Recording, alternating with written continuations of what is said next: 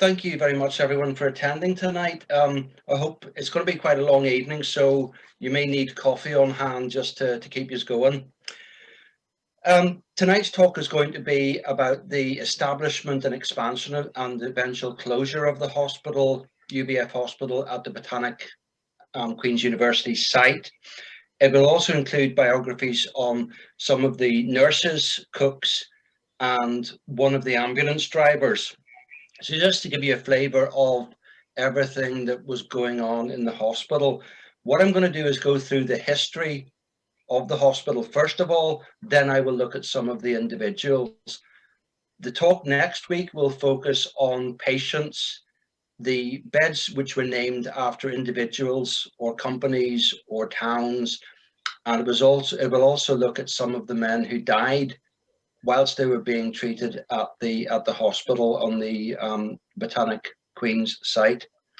So I'm going to start off, when people read or hear about the UVF Hospital or the Ulster Volunteer Hospital during the Great War period, there's a natural assumption that it refers to the hospital at Craigavon House, because that's the hospital or home that's most closely associated with the period. But that was not the original hospital. That hospital at Craigavon House only came into effect in 1917. Within days of the war starting, Belfast was preparing to play its part in the treatment of wounded soldiers and sailors. On 12 August 1914, local newspapers reported that the Cemeteries and Parks Committee had placed the exhibition hall at Botanic Gardens at the disposal of the authorities. In the same edition, it was reported that the Samaritan Hospital for Women, which was on the Lisburn Road, had to close as many of the nurses had either been called up for war service or had volunteered for war service. From September 1914, the exhibition hall was used for a variety of war-related schemes, concerts, recitals, to raise funds for those schemes. During the Home Rule crisis, the UVF had already been purchasing medical equipment in preparation for having to provide field hospitals or hospitals during any subsequent conflict. The Headquarters Council of the UVF requested permission from Belfast Corporation to use the exhibition hall as a hospital. In November 1915, that request was accepted unanimously, and then the request to the War Office by the UVF was also accepted. And this was to be for the UVF to provide a hospital for the treatment of wounded or sick soldiers or sailors. It's important to note that the facilities were to be available to servicemen irrespective of their political or religious opinion or their nationality. Indeed, there were some soldiers from Belgian forces who were treated in Belfast. It was emphatically not just a hospital for Ulstermen or even just a hospital for the Ulster Division. Indeed, the majority of men treated at the hospital over its period, or certainly up until 1918, were from English, Scottish and Welsh regiments. Men from colonial forces were also treated at the hospital. But where exactly was it located? The 1918 Belfast Street Directory records the exhibition hall was in Botanic Gardens next to the Gate Lodge. But this would refer to the entrance to the hospital or to the building and not the actual building itself. Based on the 1923 map, which Richard Graham has provided, one source has identified the glass house as being the exhibition hall because of the way the map is named. But that's incorrect. The building that I have outlined in red is the location of the exhibition hall. And before the war, it was used for concerts, dances, conventions, as well as exhibitions. An early form of the ideal home exhibition would have been held in the exhibition hall. In 1909, a roller skating rink was set up in the exhibition hall, and to date, this is the only photograph that I've been able to locate of the exhibition hall. There are some photographs of Botanic Gardens which show the roof of the exhibition hall in the background, but this is the only photograph that I've got that shows an indication of the size of the building. Although the UVF placed the hospital at the disposal of the military authorities, the UVF Medical Board retained full control of the administration and staffing of the hospital. An unforeseen side effect of this was that nurses who died whilst working at the UVF hospital, for example, Ida Martin, did not qualify as official war fatalities. The UVF hospital used the Samaritans Hospital in Belfast for most of 1915 and established a hospital at Dunbarton House in Guildford. A convalescent hospital was established at Banvale House near Guildford later in the war. The Neurasthenia Hospital at Craigavon House in East Belfast was opened in July 1917, and it was only one of two military hospitals specialising in the treatment of neurasthenia. That's two hospitals in the whole of the United Kingdom and Ireland. There were other developments on the Botanic or Queen site to which I will refer in due course. The hospital was to provide 100 beds, and the Ulster Volunteer Force Hospital Fund was launched on 13th November 1914. You can see the advert that appeared in the newspaper. It gives the details of the members of the hospital board, and sometimes I'll use the phrase hospital committee as well. So you can see that George Richardson was the chairman, and it lists the other people who were closely associated with the running or the establishment of the hospital. You can also see at the bottom there's a tear-off slip where people who were making donations could give their details so that they could be recorded. 4 days later, the Honorary Treasurer Robert Morris Little reported that £1,000 had been received from 7 donors. Within a week, over £2,200 had been donated, and over £5,500 within a month.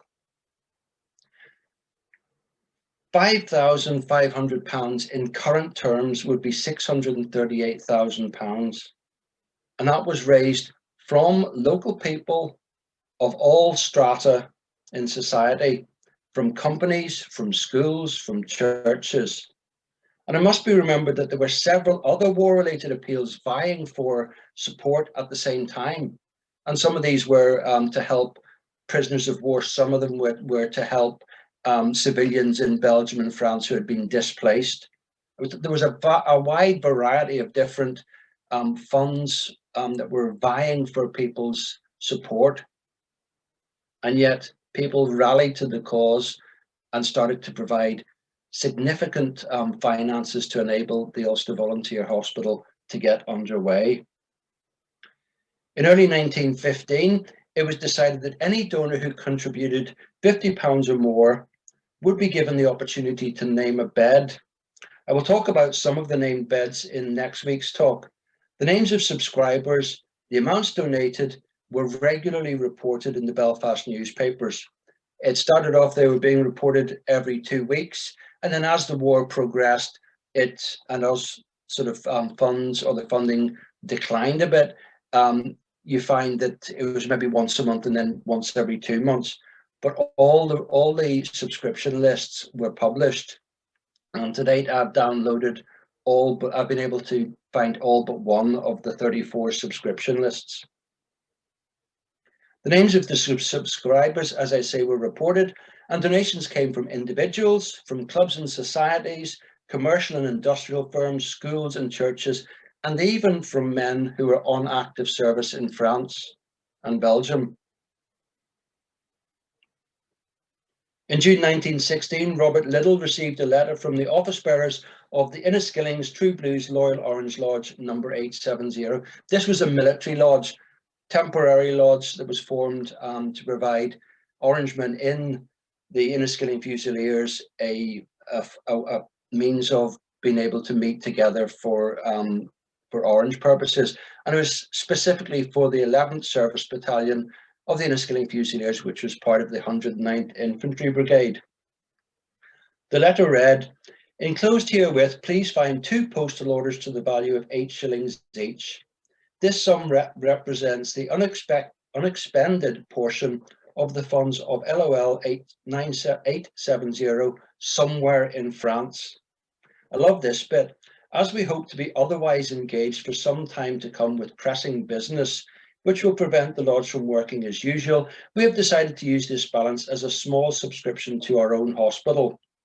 We would like to say in closing that our feelings towards the UVF Hospital and the staff are not at all represented by the smallness of the donation. Now, 16 shillings in 1916 would equate to just over £80 in current terms. Mrs. Blanche Grierson of Alberta on the Antrim Road. The house is no longer there. It's roughly opposite the top of Fort William Park, and I think there's now a garage, supermarket or garage and shop on the site.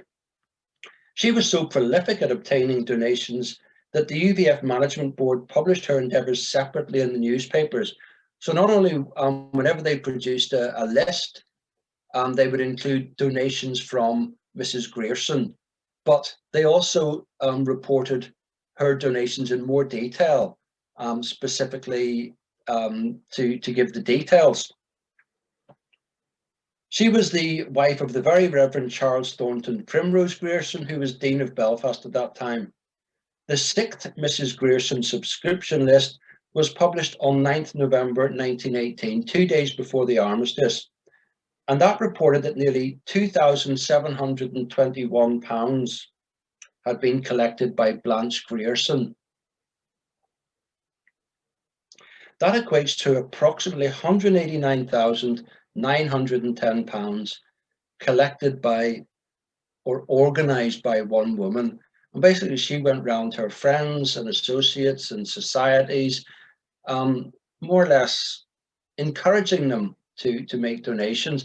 And when you look at that list, maybe you can't see it clearly on your screens, but it includes HRH, the Duke of Connaught, Sir William Quartus Ewart, Baronet, Thomas Gallagher of Gallagher's Factory, and so forth. And some of the people were giving £100. Lord Armadale gave £100 to in memory of the 9th Royal Irish Fusiliers.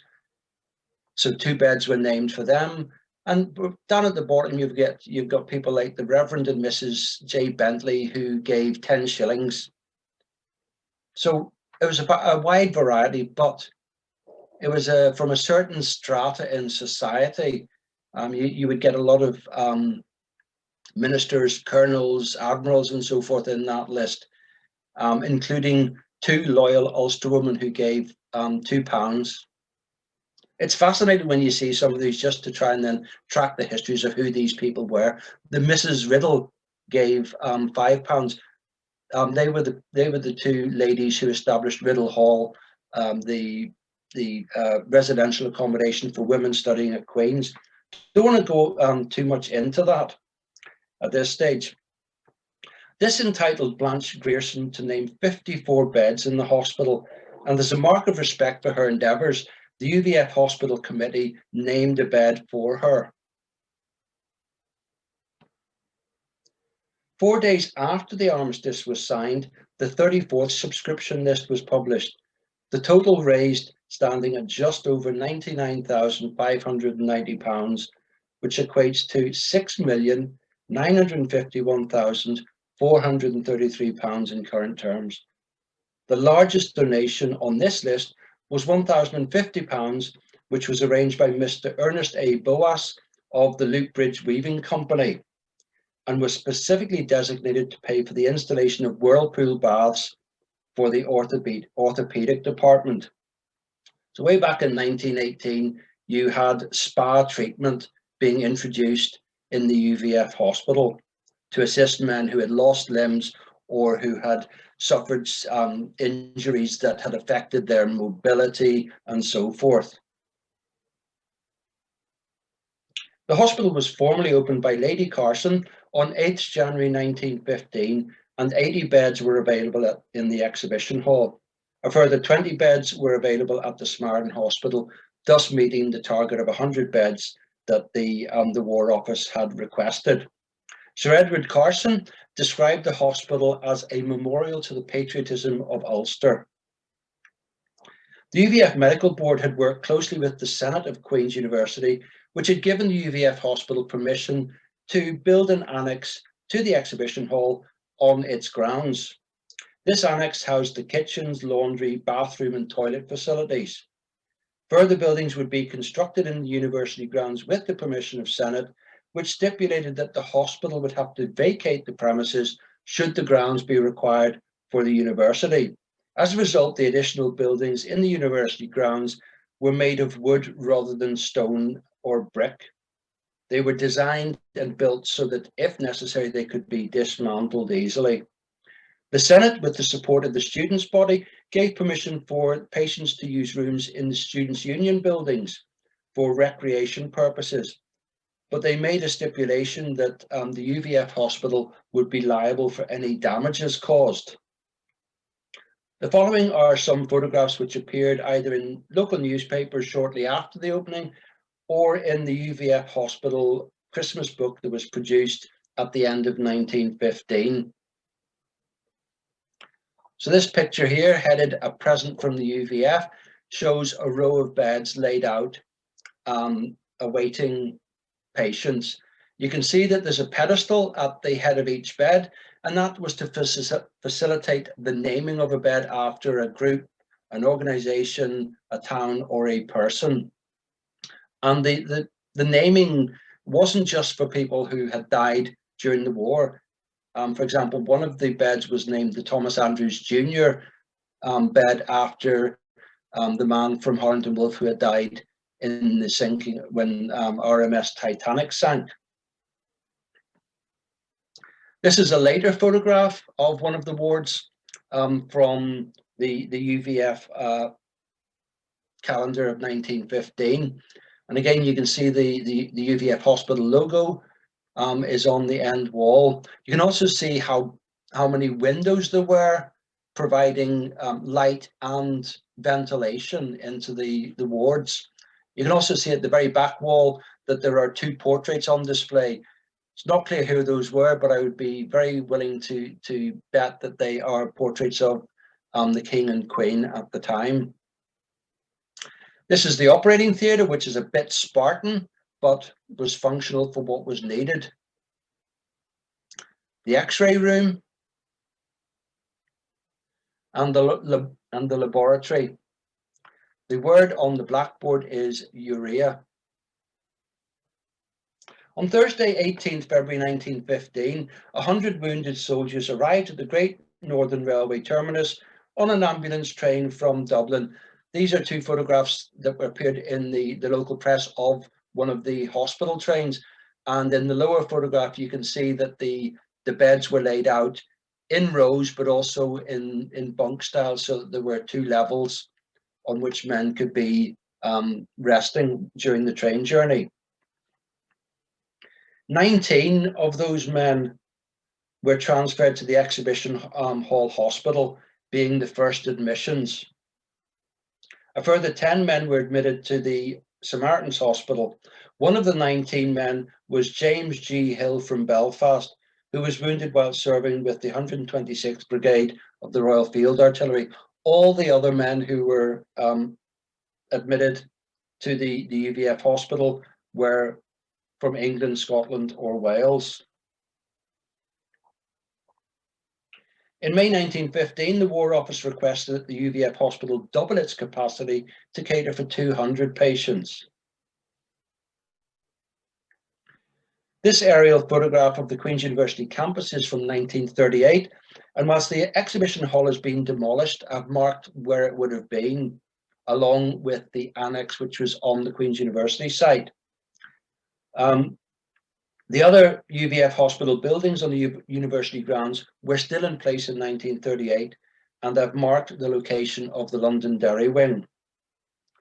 On Friday, 1st October 1915, the new wing to the hospital was officially opened. Apologies for that. On Friday, 1st October 1915, the new wing to the hospital was officially opened by Charles Stuart Henry Vane Tempest Stuart, 7th Marquess of Londonderry. At that time, he held the rank of Major in the Royal Horse Guards, and he had been in active service on the Western Front from August 1914. This wing was named the Londonderry Wing in memory of his father, Charles Stewart Vane Tempest Stewart, the 6th Marquess of Londonderry, who had died earlier in the year. The Londonderry wing was a single-storey, L-shaped building which could accommodate 100 patients in 3 wards, with a further 50 patients in the veranda attached to the wing. This veranda enclosed a garden area where patients could play bowls, quoits, etc. There was also a tennis court. The long side of the building was 150 feet long and contained 2 wards which were 20 feet deep, the beds being arranged in 2 rows. These wards were called the James Craig Ward and the Union Jack Committee Ward.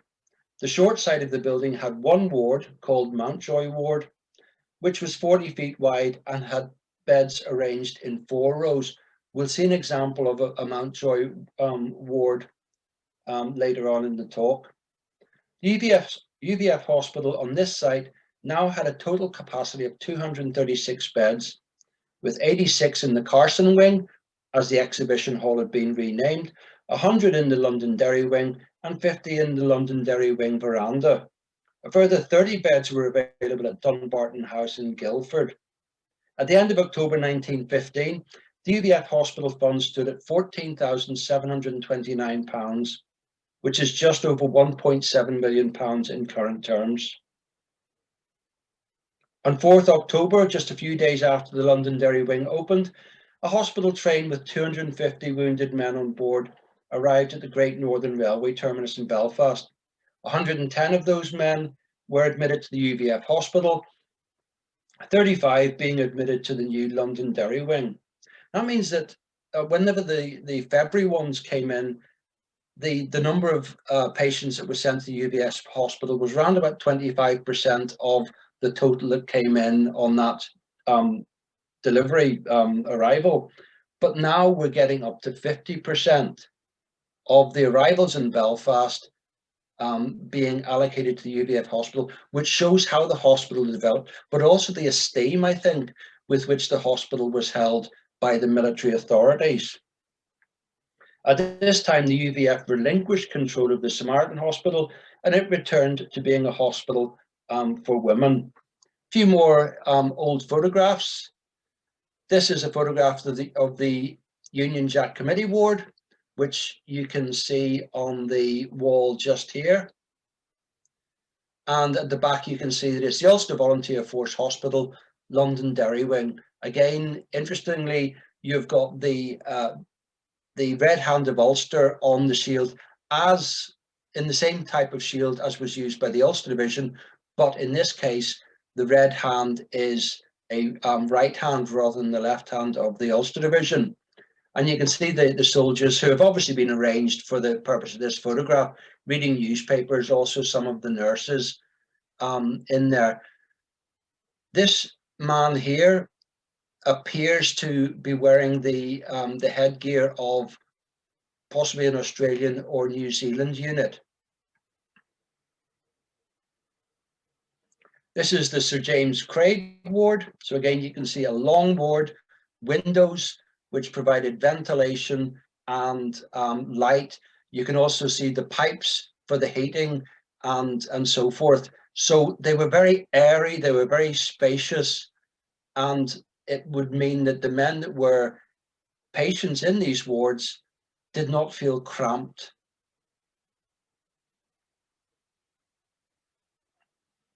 And this is the veranda of the Londonderry wing. And you can see here you've got some men playing a game on the grassy area.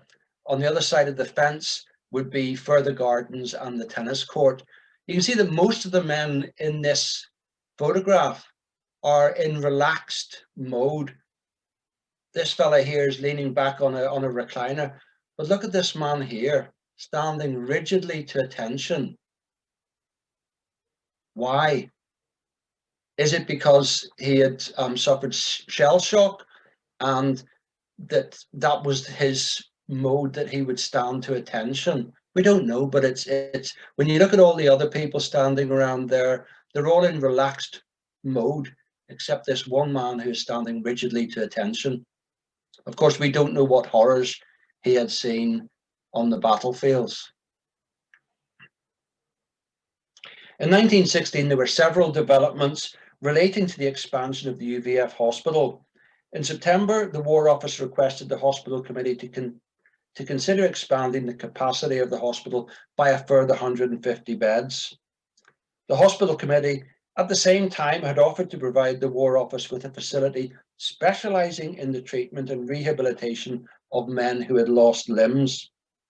The Hospital Committee also approached the Royal Ulster Yacht Club in Bangor to explore the possibility of the clubhouse being used as accommodation for convalescing servicemen. The members of the club had acceded to this request in October 1916, but in December 1916, Mr. Dawson Bates, who was Secretary of the Hospitals Committee, notified the club that the needs of the War Office meant that it would be impractical to provide a hospital facility at the Yacht Club. These developments that started in 1916 would see the Ulster Volunteer Hospital being able to accommodate 500 patients, making it the largest hospital in Ireland providing treatment specifically for military personnel. There were larger hospitals, the civil hospitals like the Royal Victoria Hospital and the Mater Hospital and so forth, but they only took in relatively small numbers of patients for treatment.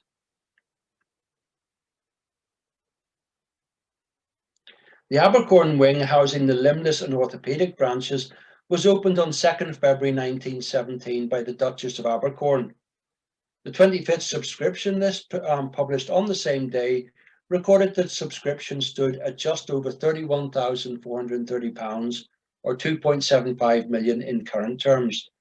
The new wing was constructed within 4 months by William Dowling, whose premises were located nearby in Cromwell Street. One of William Dowling's son, James, held a commission with the 10th Battalion Royal Irish Rifles. The building covered approximately half an acre and was a single-storey timber structure built on a brick basis, somewhat similar to the huts that were built at Ballykindler and Randallstown and Finnercamp and other camps. This also provided ventilation under the building. The £2,000 donation that's mentioned in the headline was collected by Thomas Edward McConnell JP from customers of John Robson Limited on Chichester Street. Thomas Edward McConnell lived at Cranmore Park in the Malone district, and his youngest son, 2nd Lieutenant Reginald Bryan McConnell, had been killed in action 11 days earlier on the 22nd of January 1917 at the age of 18 while serving with 6th Battalion King's Own Scottish Borderers. There were 4 wards named Roberts, Gough, Musgrave and Little, with 2 being 162 feet in length and 2 being 136 feet in length. The wing included an operating theatre with an adjoining room for the application of plaster casts and an electric treatment room. There were also kitchen, lavatory, bathroom facilities and laundry facilities within the complex. The eastern end of the building provided space for the administrative staff for the UVF Hospital at this site, whether for the Carson, Londonderry and Abercorn wings. So the top photograph is from the newspaper at the time, or taken at the time it was opened. The lower photograph is from a later period and shows an additional building in the distance, roughly where the Whitla Hall would be located today. It's not immediately apparent whether this building was part of the UVF hospital complex or was a building that was constructed by the university. Right in the far distance, you can just see the tower of Methodist College.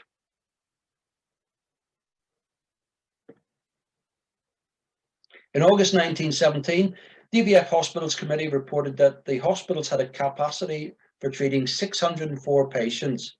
There were 243 patients at the Carson and Londonderry wings of the main hospital, 194 beds at the Abercorn wing, 100 beds at the Neurasthenia and Shell Shock Hospital at Craigavon House, 30 beds for treating the wounded and sick at Banvale House in Guildford, 23 units at the Hospital for Convalescent Officers at Dunbarton House in Guildford, and 14 units at the Hospital for Officers in the grounds of Queen's University. I used the phrase units there because I think the officers would have been given separate rooms, small rooms, rather than being in long wards like the other ranks would be. As early as February 1917, the UVF Hospital Committee had decided to erect curative workshops and a gymnasium on land behind the Abercorn wing. This facility was formally opened by Lady Abercorn on Saturday, 20th January 1918. The workshops would provide a facility where artificial limbs could be made, fitted and adjusted. It was important that this was close to where the patients were being treated so that they did not have to be transported to and from locations. It also made consultation between the surgeon, the patient and the limb maker easier. A studio, photographic studio, would provide a record of the treatment of limbless patients from arrival to discharge. And this was, I think, a unique undertaking, possibly the first time that such records had been maintained for the treatment of people who had lost limbs. The curative workshops would include facilities for a forge, leatherworking, shoe and boot making, carpentry, tailoring, upholstering, engineering, plastering, and cigarette making. Now, you'll possibly have seen photographs of men standing on the streets, ex-soldiers standing on the streets, selling cigarettes from a tray hanging around their neck. These men had probably learned how to make cigarettes in the UVF Hospital curative wing workshops, and were then selling what they had made. So it was providing a means for them to get employment for men who might otherwise have difficulty getting employment. The aim of the curative workshops were to provide therapeutic treatment, but it also enabled the men to develop skills that would be beneficial when they returned to civilian life. The complex also included a fully equipped gymnasium, the equipment being presented by the Sirocco Works in memory of Captain James Samuel Davidson, who had been killed in action on 1st July 1916. In February 1918, the UVF Hospital Committee report for 1917 was published. It reported that the capacity was now 610 beds and that 2,804 patients had been treated in 1917 at a cost of 5 shillings per day per bed. A breakdown of the patients by religious affiliation was included in the report, and you can see that the figures there. Interesting from a general perspective is that 654 of the patients were from the Roman Catholic faith, which I think highlights the fact that this was not a Protestant hospital. This was not a unionist hospital. This was a hospital for servicemen. The report highlighted that servicemen who had been discharged but required medical treatment could not be admitted to the main hospital under the War Office regulations. That's because there was a distinction between pensioners from the War Pensions Department and servicemen from the War Office, and it's good old British government bureaucracy. It reported that there was a plan to build a 100-bed pensioners' hospital. Belfast Corporation was approached about providing a site in Botanic Gardens, but the application was rejected by the Cemetery and Parks Committee. After months of wrangling with the War Office and the War Pensions Committee, the UVF Hospital for Discharged Servicemen was housed in the Students' Union buildings on the corner of College Square and Botanic Avenue in late 1918.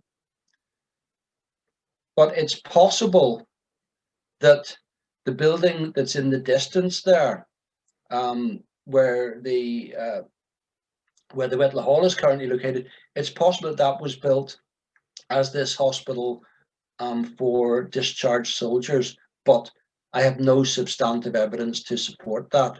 It's just a gut feeling. Jumping forward to May 1924, when the Senate of Queen's University informed the UVF Hospital Committee that the sharp increase in student numbers meant that the university needed the land on which hospital premises had been built. After the departure of the hospital, many of the buildings were used by the university, and with the exception of the exhibition hall, all the buildings were still in place in 1938. So rather than the university knocking down all the buildings that the UVF Hospital Committee had erected, they used them and converted them to classrooms and so forth. But this would change over time, and all these buildings would eventually be knocked down.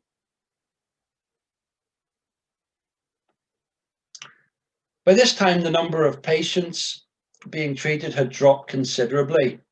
The Red Cross had closed the hospital at Hildon. The convalescent hospital that had operated at Galwally House in Knockbreda, they had closed that towards the end of the war. And the UVF Hospital purchased the vacant building in 1925. The Neurasthenia Hospital was moved to Galwally House, and the remaining patients at the Botanic Queen's site were transferred to Craigavon House. The premises at Botanic Queen's were vacated by March 1926, and an auction of equipment was held on the site at 23rd March 1926. You may not be able to read that, but it covers a variety of things from 200 Lawson hospital beds, 200 mattresses, 300 pillows, 500 blankets, and so forth, right the way down to miscellaneous furniture and equipment. There were ovens by Fletcher Russell and Company in perfect order, suitable for a restaurant. Lavatory basins, wash-hand basins, everything that for which they couldn't find space in the other hospitals was basically sold off, and obviously that would have raised funds for the continuation of the UVF Hospital's work into the peacetime era. I'm going to step back and look at some of the nurses and cooks who kept the hospital running. In January 1915, John Campbell White of Craigavon House provided and equipped number 1 College Park East as the residential home for the nursing staff, or some of the nursing staff. Many of the nursing staff would have been locals who would have come in to do their shifts, but the permanent trained nurses, the sisters, matron, and so forth, they would have been accommodated close to the hospital. So if there was an emergency overnight, they could be called in. But this facility soon proved to be insufficient. From January 1917, accommodation for 40 nursing staff was provided at Assemblies College at no cost to the UVF Hospital Committee. There was also accommodation in University Street, which was nearby, but I haven't been able to identify where that accommodation was. The nurses vacated the premises in Assemblies College in July 1921, shortly before the college became the temporary home of the Northern Ireland Parliament. Janet Bruce was the first matron superintendent of the Ulster Volunteer Force Hospital on the Botanic Avenue site. She had trained at the Radcliffe Infirmary in Oxford and volunteered for active service with the British Red Cross Society. Prior to taking up her position at the UVF Hospital, she had been matron of the Qasr El Aini Hospital in Cairo, which was a 400-bed hospital operated by the Egyptian government. On Saturday, 5th August 1916, she was received by King George at Buckingham Palace, where she was invested with the Royal Red Cross decoration in recognition of her services. I came across this letter written on the 22nd of March 1916 to Nurse Rosemary Savage of Cushendall, who had been working in the UVF Hospital and had decided to apply for overseas service with the Voluntary Aid Detachment. This photograph of nursing staff was taken on the steps leading up to the quadrangle at Queen's University, where that staircase and the balustrade would be roughly where part of the current admin building at Queen's is now located. The calendar that was produced in 1915 includes a list of nursing staff who had served in the hospital during its first year. This list includes 20 UVF nurses, 8 of whom had decided to go on active service. It also listed 111 voluntary aid detachment nurses, 18 of whom had gone on to active service overseas. And that included Gertrude Annie Taylor. As some of you will know, Gertrude Annie Taylor, I have a sort of obsession about her, which is a bit unusual. Her grave in Belfast City Cemetery, I tidied it up and cleaned up the headstone because it had become very tatty and not very attractive over time. Gertrude Annie Taylor was born on 25th January 1881 at Scott's Quarter in Carrickfergus to Alexander Taylor, who was later the managing director of the Belfast Flax and Jute Company, and Anne Matilda Cotton.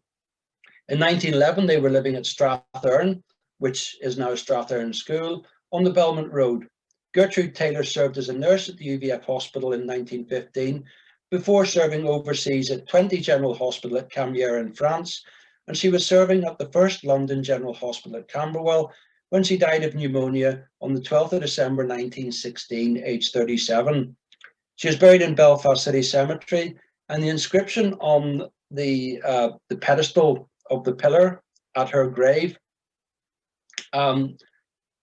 declares that she died on active service. Now, VADs who had died, it was only in relatively recently they began to be accepted as official war fatalities. And I think the action of the family in putting on active service was a dig at the War Office for not recognising her as an official war fatality. Gertrude Annie Taylor is also commemorated on the memorial tablet in Belmont Presbyterian Church and on the Strand Town and District Unionist Club Memorial. On both those memorials, Ida Martin, who's buried 100 yards away from Gertrude Annie Taylor, is also commemorated, but she's not accepted as an official war fatality because the hospital that she was serving in, although providing services for the War Office, was not under the control of the War Office.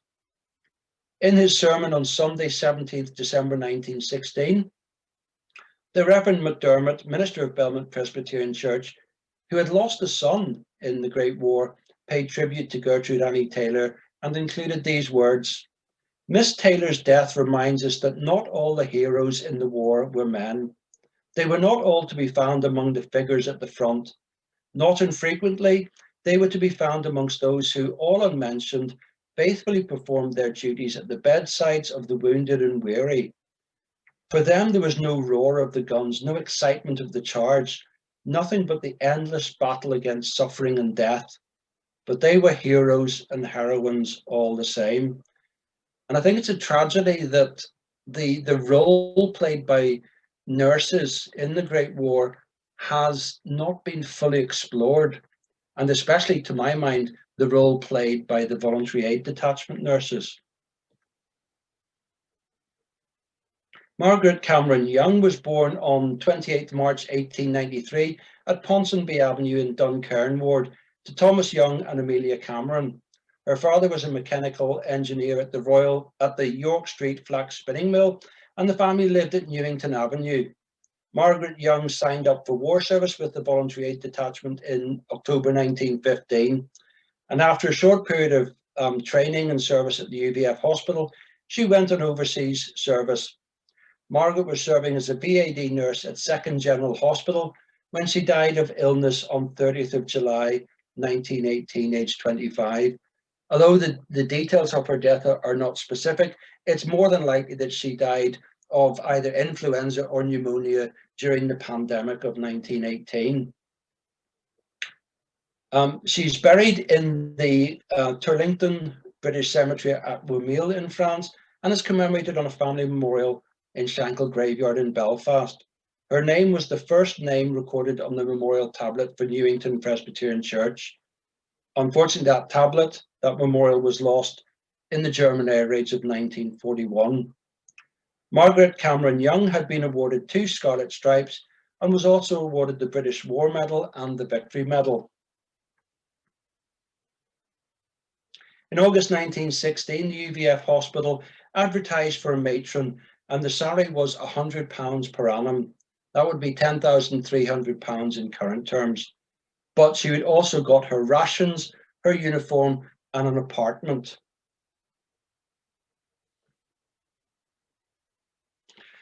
Marion Elizabeth Johnson was born on 28th March 1876 at Donoghmore near Dungannon to Ronald Johnson, who was a bookkeeper, and Sarah Emily Ewing, and they later lived at Northland Road in Dungannon. She trained at St Thomas Hospital in London and joined the UVF Hospital as a nursing sister in January 1916 at the age of 39. Marion Johnson was appointed as the second matron in September 1916 and served as matron for 4 years. In October 1918, she was received by King George at Buckingham Palace to receive the Royal Red Cross Award. In March 1921, Marion was presented with the Royal Red Cross First Class by the Lord Lieutenant for Ireland at the Viceregal Lodge in Dublin. When she died, she was recorded as being a hospital matron and living at Mary Street in Belfast. She died of cerebral thrombosis and bronchopneumonia at St Patrick's Hospital in Dublin on the 9th of October 1939, aged 63, and is buried in Dundonald Cemetery. In 1917, Matron Johnson drew up a list of nurses and cooks who were to receive the Ulster Volunteer Force Hospital Medal from the Duchess of Abercorn during the opening ceremony for the Abercorn wing. The medal, which had the nurse's name inscribed on the reverse, was issued to staff with continuous service for 1 year, and those who had served for 2 years received a clasp or bar. On this photograph, the main bar is 1915, and then you've got an additional bar for 1916. The latter were issued to 33 nurses and 18 cooks, including Evelyn Elizabeth Coates of Shaftesbury Square. She was born on 31st October 1879 at Balmoral Terrace to Stanley Beresford Coates and Elizabeth Forsyth Coates. Her father was a fellow of the Royal College of Surgeons, and she enlisted for war service with the Voluntary Aid Detachment on 17th February 1915. She was engaged in medical, surgical and theatre work, and from October 1916 she was paid £20 per annum for working an 8-hour day. Not sure, it doesn't specify how many days in the week she worked, but I would imagine it would be at least 6 days. She was still serving in June 1919 when the VAD cards were compiled. Catherine Bates was born on 20th November 1880 at Strandtown to Richard Dawson Bates and Mary Dill, who later lived at Church Road in Holywood. She served at the UVF Hospital from February 1915 to August 1915, before serving at the St George's Hospital in Malta from September 15 to April 16. She then served for 3 months at Grange Street Hospital in Manchester from July 16 to September 16, but had to resign that position due to bad health. On recovering her health, she worked as a masseur at the Abercorn wing from April 1917 until 1919. Her brother, Richard Dawson Bates, a solicitor, was the secretary of the management board for the UVF Hospital. And now a Scottish soldier. Albert Ardis was born around 1892 to Thomas Ardis, a tailor, and Anna Marie Ardis, née McNeice, and the family was living at Albert Street in 1911. Albert was a labourer at Murray's Whitehall Tobacco Works on Linfield Road when he enlisted with the Royal Irish Rifles on 28th June 1911, but he purchased himself out of the army for £10 on 8th July 1911. He was a male nurse and living at Selina Street when he enlisted with the Royal Army Medical Corps on 26 September 1914, but whilst undergoing basic training at Clandeboy Camp, he was discharged on 14th November 1914 as being medically unfit. On 13 September 1915, Albert enlisted with the 6th Battalion Black Watch, and he went to France with that battalion. He was reported as wounded in June 1917, and in March 1918 he was a lance corporal when he was severely wounded and evacuated to the Western General Hospital in Cardiff. He was discharged due to wounds on 7th February 1919, at the age of 24 with the Silver War badge. Albert Ardis was working as a male nurse at the UVF Hospital when he married Florence Hutton on 7th July 1920 at St Matthew's Church of Ireland in Woodville. Now, at that stage, UVF Hospital was located at Queen's Botanic, but also at Craigavon House. It's unclear which location he was working at, but the fact that it says UVF Hospital rather than Craigavon Hospital would indicate to me that he was working on the site at Botanic Queen's. In 1930, he was allocated one of the newly built ex-servicemen's cottages at Ainsworth Avenue in West Belfast. He died at Royal Victoria Hospital on the 14th of January 1951 and was buried in Belfast City Cemetery on 17th January.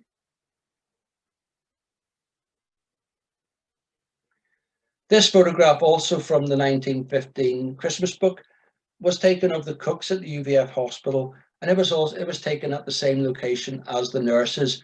And because there were less cooks, you can see some of the buildings, part of the Lanyon building in the background, those arched portions. The calendar, or the book, includes a list of 48 kitchen staff who had served in the hospital during its first year. I'm going to look at just two of them. The first one is Clara Montague Inglis of Miramar, Coultra, who served as head cook at the UVF Hospital, working 4 hours per day from 26 February 1915, and was still serving in April 1919. At the opening of the Abercorn wing in February 1917, she was issued with the UVF medal with 1 bar. Clara Montague Inglis was born Clara Montague Mulligan to James Mulligan, a merchant, and Sophia Clara. She married William Malcolm Inglis, a master baker, on the 2nd March 1897 at Holywood Parish Church. She was part of the Inglis bakery family. William Malcolm Inglis died of typhoid fever on 22nd August 1905 at the family home in Coultra. Their only child, James Malcolm Inglis, obtained a commission with the Royal Irish Fusiliers and was posted to the 9th Battalion on the Western Front on 7th September 1918. He was badly wounded at Courtrai on 16th October and died on 26th October 1918, just over a month after arriving in France. He was 19 years old, and he died at the number 8 Stationary Hospital. So you can see here we've got a woman from a very moneyed background. In 1911, she described her occupation as money from dividends, and yet she's working as a cook for 4 hours a day in the UVF Hospital. The second cook that I want to look at is Elizabeth Margaret Dundee, who was born on 10th December 1896 at Ballyduff in Carnmoney to Isaac Chichester Dundee, who was a doctor, and Janet Elizabeth McKinney. Elizabeth Dundee was living at Eglantine Avenue when she volunteered for war service with the Voluntary Aid Detachment. She worked as a cook in the main kitchen of UVF Hospital for 4 hours per day from August 1916 to September 1917. She was awarded the UVF Hospital Medal, and her service is remembered on the Roll of Honour for Carnmoney Presbyterian Church. Most of the doctors, in fact all of the doctors I think, would have been males, but there were other males who were employed or who volunteered at the UVF Hospital. Many of them would have been involved in transport of the wounded from the various railway termini to hospitals, and also between hospitals for treatment. They would have used the UVF Hospital's motor ambulances, and each ambulance was kitted out to transport 4 men. Men were also employed as hospital porters and also as night duty staff. One of these men was Charles George Boas, who was born on 21st December 1878 at Lennoxville to Herman Boas, a linen manufacturer, and Catherine Spears. The Boas family belonged to the Jewish faith. Herman Boas was born in Lübeck in Germany, but was living in Rotterdam when he married Caroline Spears in 1861. In 1911, the family was living at Windsor Park, and Charles was recorded as being a merchant.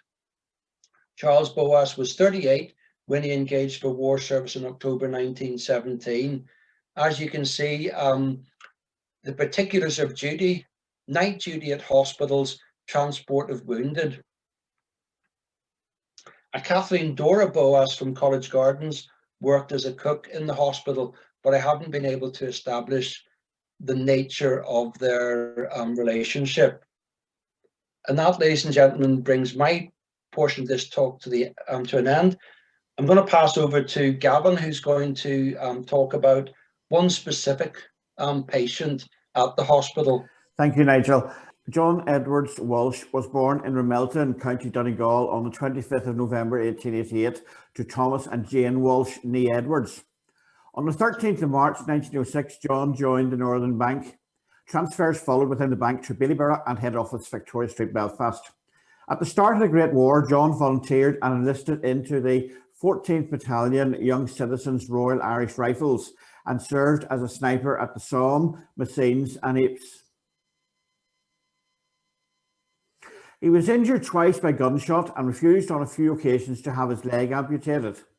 John returned to Belfast on demobilisation in 1918 and ended up in the Londonderry wing of the UVF Hospital in Botanic Avenue at Queen's. This slide shows photographs of John wearing his hospital blues uniform. After nearly a year in hospital, John returned to work in the bank in 1919 and he progressed to retire as a bank manager. John Edwards Walsh died in 1973. Before we hand over to Carol Walker of the Somme Centre, tune in next week to hear details about other men who were treated at the hospital.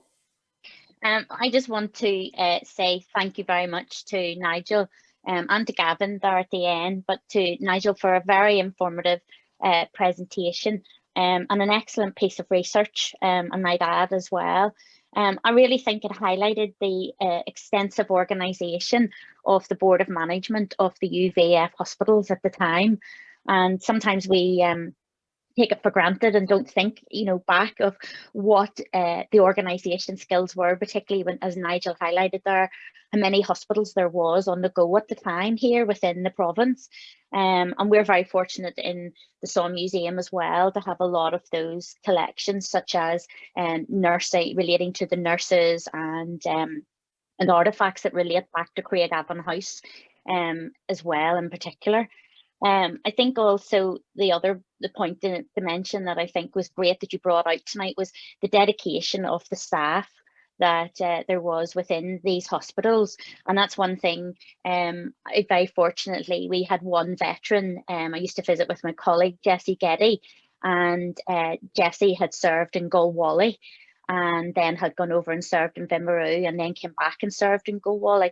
And, just to hear her talk about what life was like firsthand, telling us as a nurse, I thought it was very, and something I had sort of sometimes had taken for granted that you brought out there, Nigel, was the fact that so many of these nurses actually gave their lives, but actually went unrecognised by the War Office.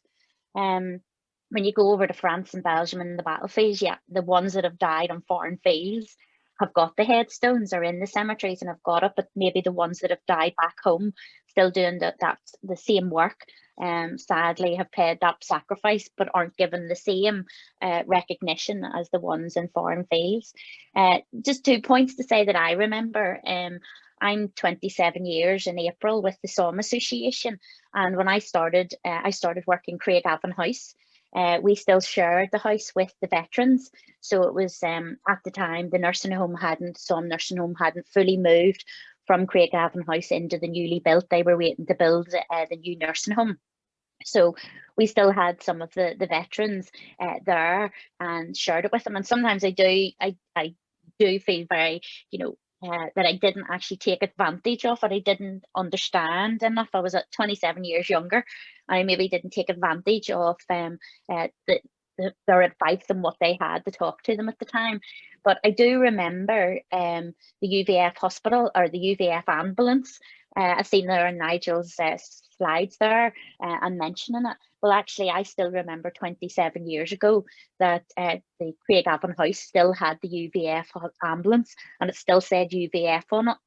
And I remember the driver having terrible troubles when he used to have to go up to the Royal Victoria Hospital, when he used to take the patients from Craigavon House up to the Royal, and he would come back, and sometimes the ambulance had been stoned while driving up the Grosvenor Road. So they very quickly decided that they needed to change the name UVF Hospital over to the Somme Nursing Home.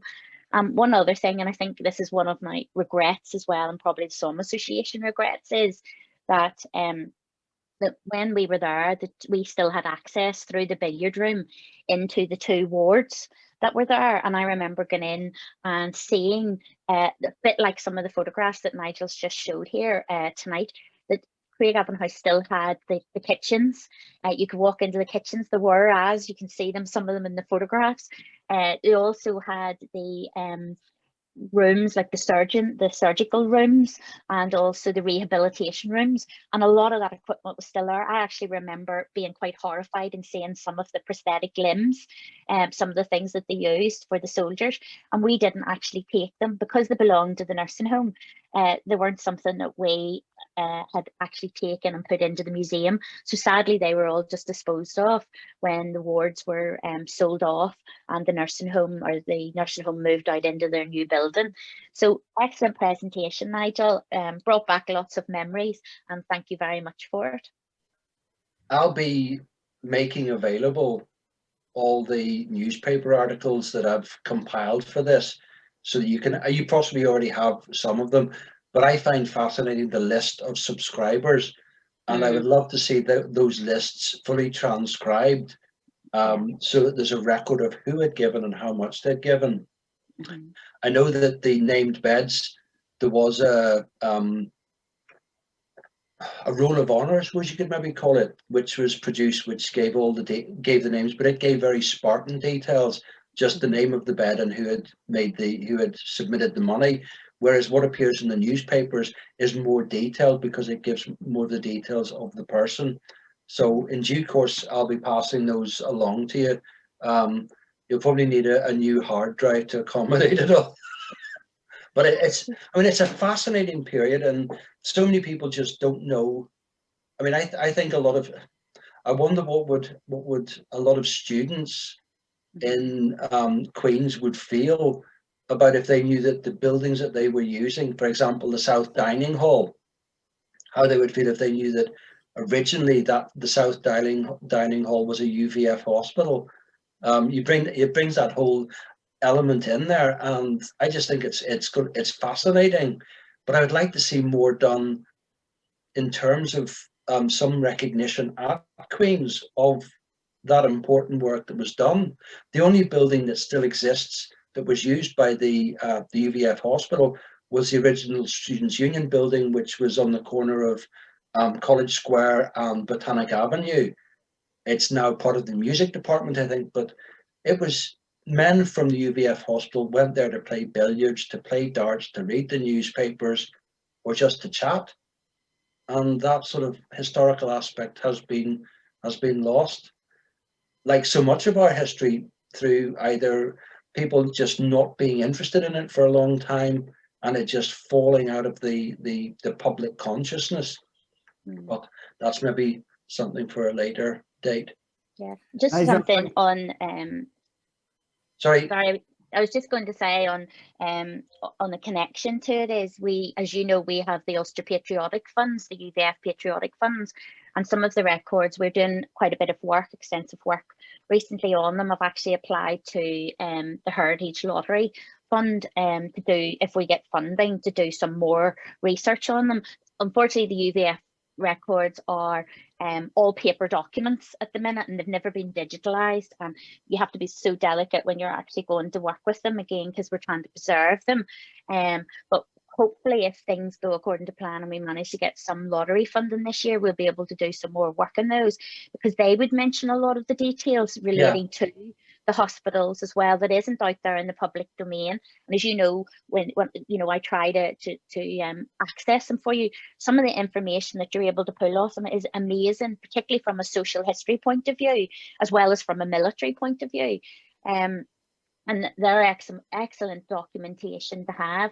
But along with that did come extend a lot of the collection, the records from Craigavon House. One other thing to mention that we have, you were saying there about the soldiers making cigarettes and things. We have a large collection of paintings from Craigavon House that were done by the soldiers. It was basically therapy. So the soldiers were because of the fact, as you said, of Craigavon House being neurasthenia or shell shock, one of the therapies was painting, and some of them are good, some of them aren't so good, but they're there and they're part of history as well, and they have the soldiers' names on them, and that's something that's never been done yet. We haven't had the ability, the time to do it, is actually look at the paintings, take the name and trace them and put them to a soldier as well. So that there's so much that needs to be done, that could be done there. And I think, like you say, this is a really worthwhile piece of our history that I think needs to be filled in. Just you mentioning the sort of arts and crafts, if we use that phrase, at the Londonderry wing, there was the men were encouraged to make models, and but all the models they made were on a military theme. They were battleships, there were submarines, tanks, and so forth. But they were on display in the bank buildings for a period of time, just after the work had been done. But there's a fantastic photograph of, and this will be coming up in next week's talk, we plug. There's a fantastic photograph of one of the wards, and they have all these models that the men have made on display. And I think it's just a fantastic snapshot of history. But again, it wasn't just making models for the sake of making models. It was because they were getting men who had maybe suffered gunshot wounds to their arms, whose mobility, whose dexterity had been lost, getting them to work at a very small level with materials would improve that dexterity, would improve their mobility, as well as providing the therapeutic aspect, and also, you know, the banter that would have gone, oh, look at yours, that submarine, it looks more like a fish, you know, that sort of thing. That it would have built up camaraderie within the men who were in the various wards. And there was also, I would imagine, there'd have been a competitive element to it in seeing who could produce the best model or the biggest model or whatever. And I think all that social history, which quite often in Ulster and Northern Ireland, when we think about, or when people think about the war, it's usually in terms of the men who died, and that's important, that's vital. But the men who survived, their stories need to be told as well. And the people who looked after those men, their stories need to be recorded. You mentioned Albert Ardis. Thank you. You brought him to life a wee bit for us. Thank you so much. And the fact that he was a male nurse, having a male nurse, would that have been unusual? And would there have been any photographs of the male staff? I don't know. Whenever I saw that he was a male nurse, my immediate reaction was male nurses back then. But there would have been male nurses at that time, but they would probably have been mainly employed in the workhouse infirmaries and in mental institutions, rather than in what we would regard as treatment hospitals. But I don't know enough about it. I don't know whether one of the people that was on here earlier, I can't see her at the minute, is very involved in sort of the whole nursing in the First World War, but I think she's taken herself off. But the short answer is I don't know. But one thing you could try doing is looking at the census and putting in male nurse as the occupation and see what hits you get. But I would say that it was probably pretty unusual. It would have been, you know, if you look at all the nurses in Ireland in 1911, I would say that a tiny minority of those would have been male nurses. Of course, Okay. in those days there would also have been a derogatory social aspect possibly to being a male nurse. It would be regarded as not a manly employment. But again, maybe I'm just pontificating.